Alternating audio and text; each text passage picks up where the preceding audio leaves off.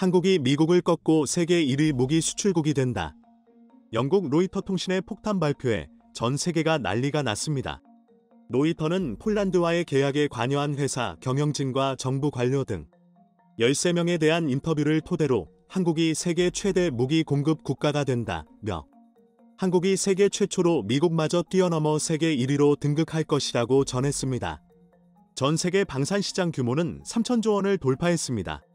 평화로운 자유무역 시대가 끝나고 미국을 필두로 극도의 이기주의가 그대로 반영된 보호무역이 시작된 가운데 러시아 전쟁이 초장기화 국면에 접어드는 등 현재 혼돈의 카오스에 빠져버린 전 세계 상황. 이에 전 세계 모든 국가가 서둘러 국방비를 대폭 늘리며 최첨단 무기를 대규모로 사들이고 있어 앞으로 몇 년 후에 세계 방산시장 규모가 현재 3천조보다 무려 1,000조 원 이상 더 늘어나 4천조 원에 육박할 것이라 전했습니다. 이게 얼마나 큰 금액이냐면 메모리와 비메모리를 모두 합친 삼성과 SK하이닉스뿐만 아니라 엔비디아, AMD, 인텔, TSMC 등 전 세계 모든 반도체 회사의 매출액을 전부 더한 전 세계 반도체 시장 규모가 700조가 안 됩니다. 즉, 방산 시장 규모가 반도체보다 무려 6배 가까이 크다는 것입니다. 요즘 가장 핫한 관심을 받으며 가장 빠르게 성장하고 있는 전기차 2차전지 시장 규모도 2035년에 815조 원에 달할 것으로 전망되고 있습니다. 즉, 방산시장 규모는 반도체와 2차전지 시장을 합친 것보다 2배 이상 훨씬 크다는 소리입니다. 엄청나죠?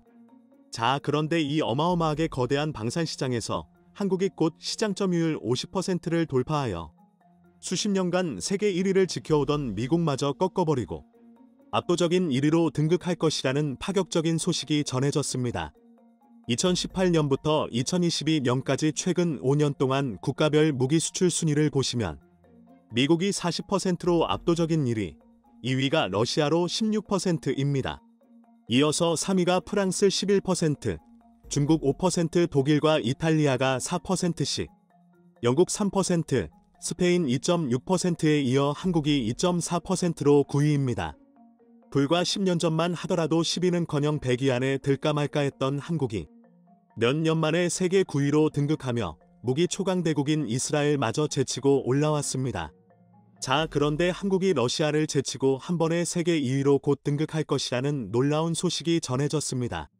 그동안 해마다 러시아산 무기를 대량으로 구매하던 동유럽 국가들뿐만 아니라 러시아산 무기가 가성비가 좋다며 무자비하게 사들이던 동남아 국가들까지 신기하게도 모두 한 번에 러시아산 무기에서 한국산 무기로 갈아타겠다고 선포했습니다.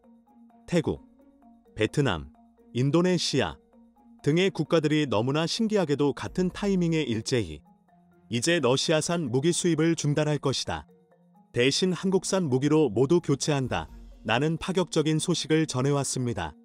이렇게 무기 수출 세계 2위였던 러시아를 한 번에 흡수해버리고 단숨에 세계 2위에 오른다는 한국. 러시아가 한국의 유일한 돈줄이 끊기자 한국의 보복을 예고했던 것 기억하실 겁니다. 푸틴 러시아 대통령은 최근 한국이 우크라이나에 무기 공급을 중단하는 것이다. 전쟁을 종료하는 유일한 열쇠라고까지 전했습니다. 그러면서 그동안 밀리고 있었던 우크라군이 한국산 무기로 러시아군을 완전히 밀어내며 대반전을 이뤄내자 다급해진 푸틴은 북한에 러시아산 무기를 대규모 공급해 한국을 위협하겠다는 충격적인 발표까지 했습니다. 자, 그런데 푸틴이 한국을 잘 못 건드렸습니다. 러시아를 제치고 세계 2위 무기 수출국으로 등극할 것이라는 것은 이미 확정적인 상황인데 최근 하나가 공개한 최첨단 무기들을 본 무기 전문가들과 주요 외신들은 한국이 앞으로 몇 년 안에 미국을 제치고 세계 1위로 등극, 전 세계 방산시장 50% 이상을 싹쓸이 할 수 있을 것이라는 파격적인 소식을 전하기 시작했습니다. 하나는 최근 세계 3대 조선사이자 잠수함 시장 압도적인 1위인 대우조선해양을 인수하는 데 성공하며 육구해 공을 아우르는 유일의 종합 방산 업체로 거듭나게 됐습니다. 최근 누리호를 2차례나 성공시키며 우주 7대 강국 반열에 오른 한국. 하나가 이 누리호 기술까지 이전받게 된 후 전 세계를 뒤흔드는 파격적인 발표를 했습니다. 우리는 다소 파괴적인 기술을 개발할 생각도 있다라고 말이죠. 다른 나라 무기회사들이 이제야 인공지능을 무기에 도입하려고 시도하기 시작했는데 한국의 하나는 이미 인공지능, 로봇, 레이저 등 미래 기술을 접목한 차세대 무기 개발을 완료해 세상에 공개했습니다. 무인화, 자율주행 등 AI 기술을 접목한 지능형 다목적 무인 차량. 한 개의 레이더로 전방위, 다수 표적에 대해 탐지, 추적 후 피하 식별 미사일 유도 등을 수행할 수 있는 국내 최초 3차원 위상 배열 다기능 레이더. 레이저 기술을 활용한 드론 탐지, 물력화 시스템 등 고매 기술이라 불리는 것들을 실제로 만들어 버린 것입니다. 특히 러시아가 가장 두려워하고 있는 하나의 무기는 바로 천검입니다. 올해부터 대규모 생산이 시작됐는데요. 하나와 라이진 X1, 풍산 등이 공동 개발한 천검은 하늘의 검이라는 뜻으로 영문으로는 탱크 저격수, 탱 스나이퍼즈를 줄여 테이퍼즈라고 불립니다. 탱크가 아무리 강력한 금속으로 만들어졌더라도 천검에는 무조건 뚫립니다. 게다가 천검은 가시광선과 적외선 영상을 모두 활용할 수 있는 이중 모드 탐색기가 탑재됐습니다. 이를 통해 높은 탐지 성능을 보유했습니다. 표적을 지정하고 발사하면 목표까지 자동으로 가서 타격하는 유도 능력도 극찬을 받고 있습니다. 천검 하나만으로 향후 10년 동안 20조 원 이상을 벌어들일 것이라는 전망이 나오고 있습니다. 하나의 첨단 무기에 놀란 캐나다는 심지어 눈으로 보지도 않고 하나와 60조 원짜리 계약을 하려 하고 있습니다. 캐나다 해군이 추진하는 CPSP는 노후 잠수함을 대체할 신형 잠수함을 구매하는 프로젝트인데요. 앞서 캐나다 의회에선 급변한 안보 환경에 대응하기 위해 2017년부터 신형 잠수함을 도입해야 한다는 주장이 나왔고 관련 프로젝트가 신설됐습니다. 업계에 따르면 캐나다는 이 사업을 통해 8터부터 12척의 잠수함을 발주할 예정이며 사업 규모는 600억 캐나다 달러, 약 60조 원에 달합니다. 캐나다는 처음에 한국의 한화와 일본의 미쓰비시 중공업, 이렇게 두 개를 유력 후보로 생각하고 고민을 시작했습니다. 미국과 독일은 처음부터 고민 대상에서 제외시켜버렸죠. 가격도 한국이나 일본보다 훨씬 비싼데다가 사후관리 서비스도 좋지 않기 때문이죠. 자, 그런데 캐나다 연방조달청이 지난 10일부터 사흘 동안은 한국의 한화 오포조선소와 해군 잠수함 사령부를 찾아 현장을 둘러봤고 다음 4일은 일본 미쓰비시중공업을 찾아 잠수함 운용 실태를 점검한 것으로 전해졌습니다. 자, 그런데 놀라운 일이 벌어졌습니다. 한 무기 전문가는 방산 수출이라는 게 기술이나 가격만으로 결정되는 건 아닙니다. 수요국과의 관계, 수요국이 처한 외교, 안보적 상황과 같은 복합적인 요인도 영향을 미친다. 라고 전했는데요. 최근 하나가 사회이사로 영입한 인물이 바로 조지 프레스콧 부시. 우리가 아는 미국 부시 대통령 가문의 그 부시입니다. 김수면 한화 회장이 한미교류협회 초대 회장을 맡은 뒤부터 한화 가문과 부시 가문은 집안끼리 교류할 정도로 가까운 것으로 알려졌는데요. 조지 P. 부시는 조지 W. 부시 전 대통령의 조카입니다.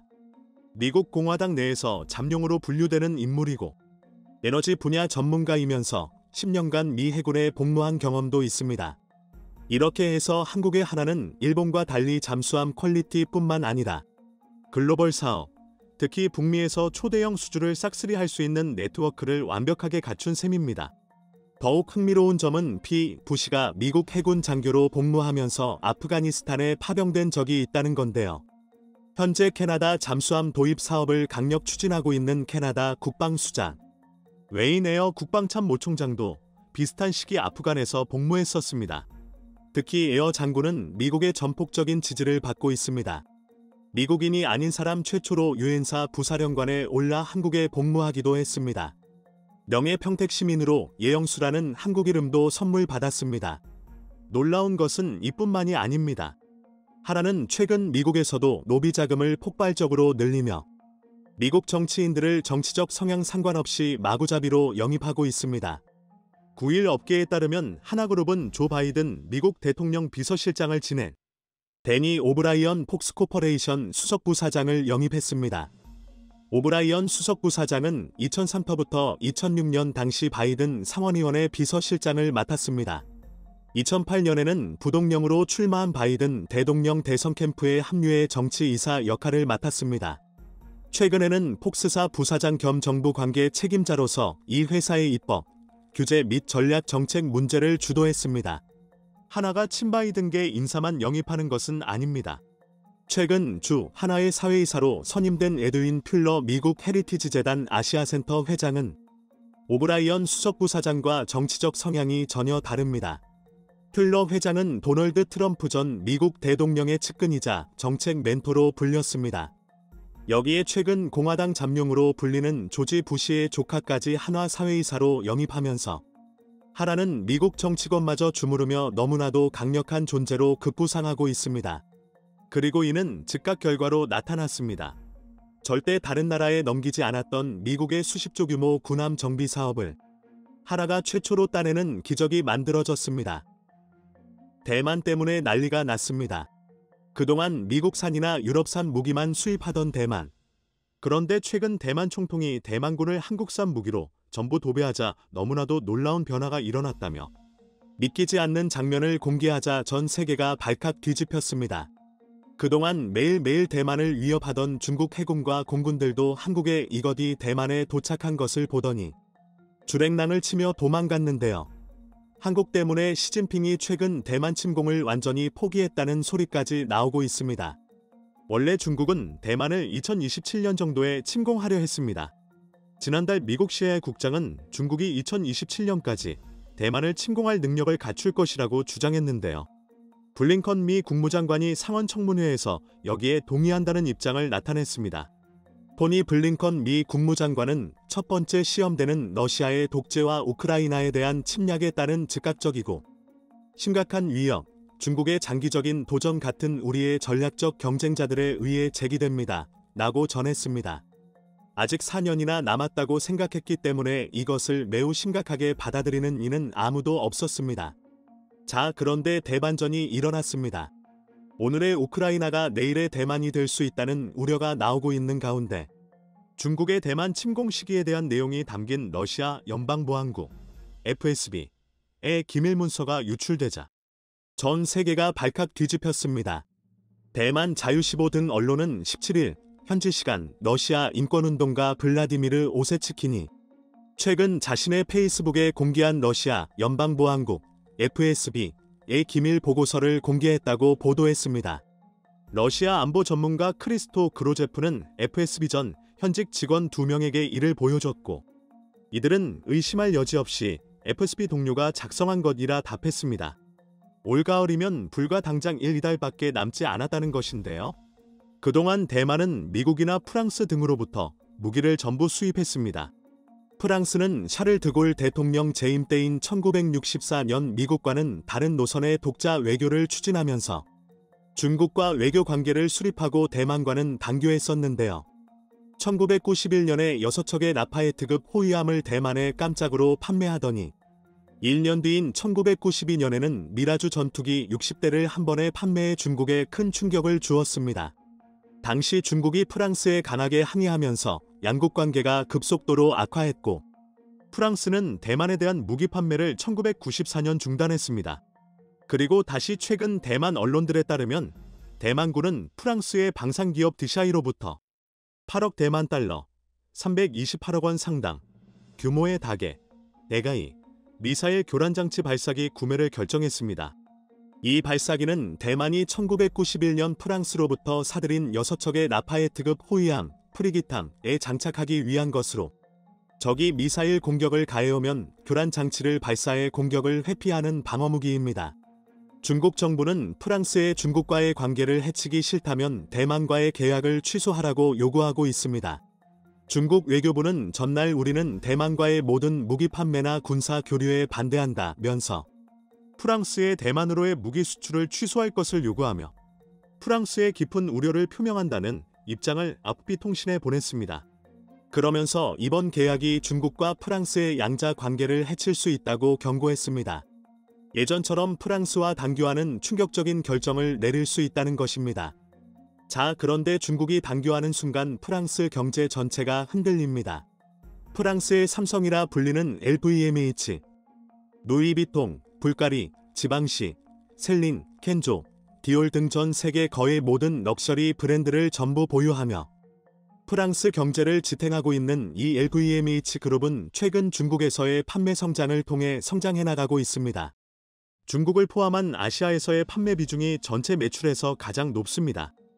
프랑스에서 판매보다 5배 정도나 더 많습니다. 중국이 프랑스의 명품 수입을 금지시켜버리는 순간 LVMH 그룹의 주가는 대폭락을. 프랑스 경제 전체가 박살날 수밖에 없습니다. 이렇다 보니 프랑스는 대만에 실제로 무기를 공급하지 못할 것이라는 관측이 지배적입니다. 미국은 좀 더 적극적입니다. 미국이 비상시 의회의 동의 없이도 발동할 수 있는 대통령의 예산 사용 권한으로 한화 4,400억 원 규모의 사상 첫 대만 군사 지원 패키지를 발표하면서 중국이 크게 반발하고 있습니다. 30일 로이터 통신과 대만 중앙통신사, CNA 등 외신에 따르면 미국 정부는 지난 28일 현지 시간 3억 4,500만 달러, 약 4,400억 원 어치 군 장비와 용역, 훈련을 대통령 사용 권한 PDA를 활용해 지원한다는 내용의 대만 군사 지원안을 발표했습니다. 제공될 무기는 구체적으로 공개되지 않았지만 휴대용 방공 미사일 MAMPADS과 정보 및 감시 능력, 총포와 미사일 등이 대만에 갈 가능성이 점쳐지고 있습니다. 로이터는 복수의 소식통을 인용해 MQ-9 리퍼 드론 4대가 대만에 지원될 가능성이 있다고 보도하기도 했습니다.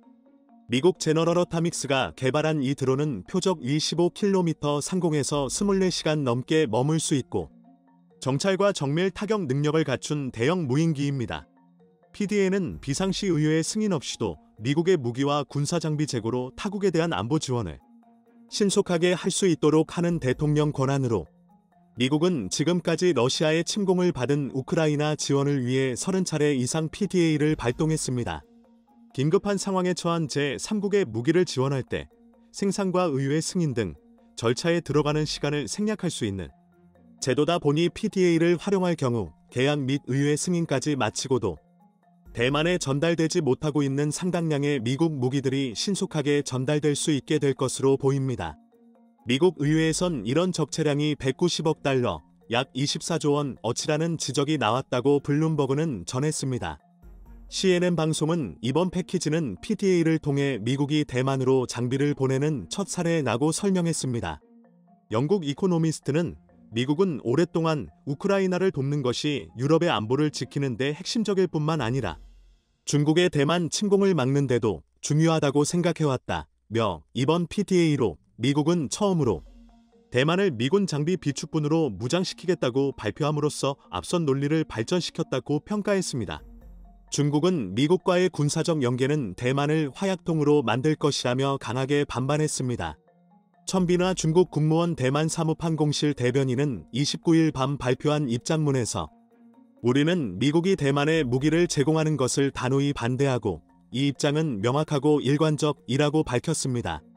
이어 민진당 당국은 대만 독립이라는 분열된 입장을 고수하며 미국의 의지의 독립을 도모하거나 무력으로 독립을 도모하기 위해 미국의 무기 판매나 군사적 지원을 요청하고 있다며 그들의 행동은 대만을 화약통과 탄약고로 만들고 대만 해협에서 전쟁의 위험을 높이는 것이고 민진당이 계속 이 길을 고집한다면 청년들은 총알바지가 될 수밖에 없다고 경고했습니다. 미국 주재 중국 대사관도 성명을 내고 중국은 미국의 대만 군사 지원을 단호히 반대한다며 미국은 대만 해협의 긴장을 높일 수 있는 새 요인을 만들지 말아야 한다. 고 목소리를 높였습니다. 자, 그런데 문제가 생겼습니다. 당장 1터부터 이달 안에 미국이 대만에 무기를 절대 못 보냅니다. 앞으로 1터부터 이달 뒤인 가을에 중국이 대만을 침공한다는 러시아 연방보안국의 기밀 문서가 유출되면서 대만은 시간이 얼마 안 남았습니다. 대만이 미국산 무기를 주문하면 미국이 이를 만들기 시작하고 대만까지 보내는데 최소 8개월에서 길면 1년 이상까지도 걸립니다. 그런데 대만에게 주어진 시간은 최대 2달, 불가능하죠. 유일하게 가능한 나라가 바로 한국입니다. 로이터는 29일 현지 시간 세계 최대 무기거래처 아움즈 딜러가 되려는 한국의 질주 속으로 라는 제목의 기사를 게재했는데요. 로이터는 한국 무기 산업계의 속도감과 생산 능력에 경탄했습니다. 최근 한국이 폴란드에 보내기로 한 무기들 가운데 K2 전차 10대와 K9 자주포 24대가 계약 체결 몇 달 만에 인도됐고 이후 탱크 5대와 곡사포 12대가 추가로 인도됐습니다.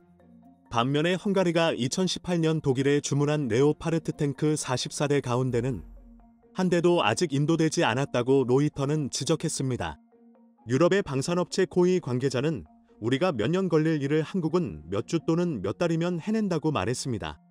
조올의 한국항공우주산업 KI 본부장은 북한과 지속적인 긴장 관계 덕분에 남한 무기 생산 라인이 가동되고 무기들도 긴장 국면 속에 개발, 테스트, 업그레이드되고 있다고 말했습니다. 한국산 무기는 미국과 나토의 무기 시스템과 호환되도록 설계된 것 역시 장점입니다. 지금까지 대부분 미국으로부터 무기를 수입해온 대만 입장에서는 한국산 무기가 미국 무기 시스템과 호환되기 때문에 완벽합니다. 성능도 훨씬 좋은데 가격까지 저렴하고 기존 무기들과 호환까지 되다 보니 이보다 더 좋을 수는 없습니다. 이러한 소식이 대만 전 국민들에 알려지자 혐한으로 뒤덮였던 대만에서 대반전이 일어났습니다. 혐한의 대표나라 대만에서 한류 열풍이 붙기 시작한 것인데요. 대만에서 역사상 최초로 한류 열풍이 붙기 시작했습니다. 타이완 웹툰 시장의 1위와 2위 플랫폼이 모두 한국 기업입니다. 한국의 한 웹툰 작품은 타이완에서만 2천만 번 이상 조회됐고 연재가 끝난 한국 작품도 여전히 1, 2위를 차지할 정도로 인기가 폭발했습니다. 한국 게임 회사가 게임을 출시하기만 하면 대만에서 무조건 1위. 이외에도 한국 드라마나 K-팝 가수들의 인기는 대만 역사상 최고조에 달하고 있습니다.